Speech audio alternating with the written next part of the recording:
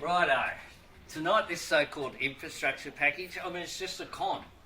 We already had $37 billion or thereabouts in the budget already for them to use.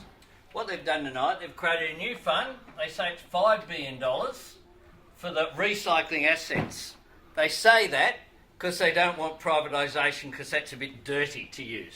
But the $5 billion comes from the Building Australia Fund that we established in 2008 and also the Education Infrastructure Fund that we established then.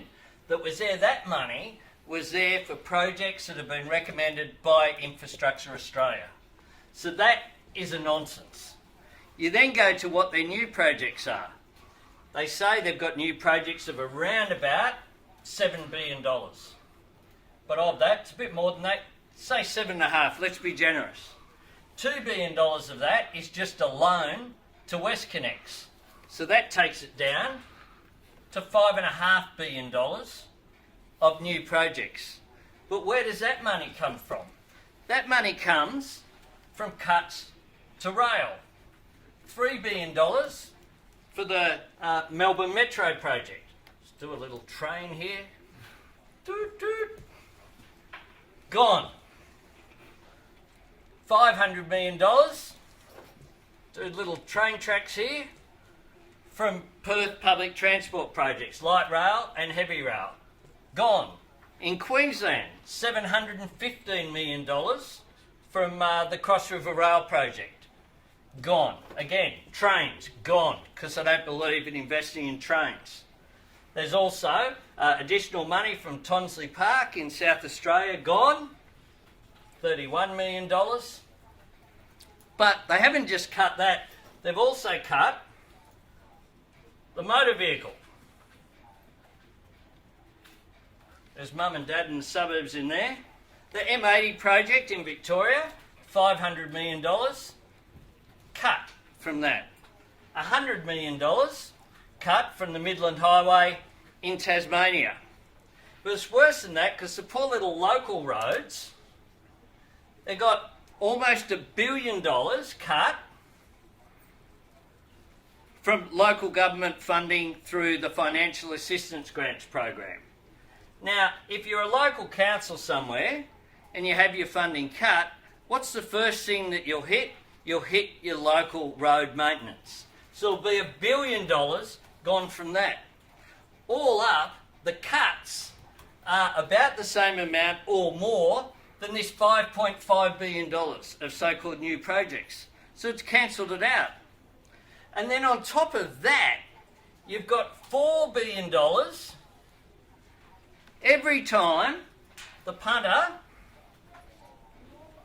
turns up to fill up at the Bowser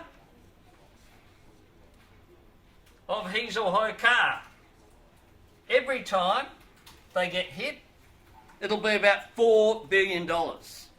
So what you have is a so-called infrastructure plan that has only new road money, all of that funded by cuts to trains, cuts to roads, and on top of that, additional revenue through this new tax every time people fill up at the Bowser.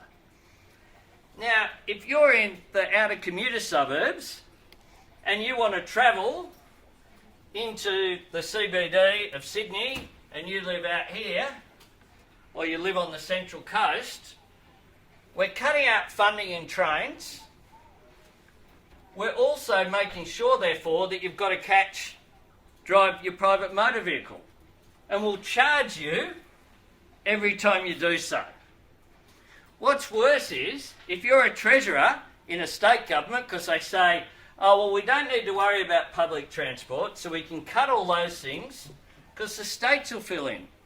But if you're a treasurer and you have a $1 billion road project, we'll do a little car there, or a $1 billion rail project, and we'll do a little choo-choo train there, we'll pretend it's a steam train, then you would be a complete nong if you funded the rail project rather than the road project. Because if you put $1 billion into the road project, you'll get additional money, dollars, from the federal government. But if you put it into rail, you get nothing. So what it will lead over a period of time is a distortion of the market, is a failure in terms of having a transport strategy that deals with urban congestion in our cities. This is a failed plan. It's a con, a complete nonsense in order to distract from the cuts to healthcare, to education, to pensions that are in this budget from this mean-spirited mob.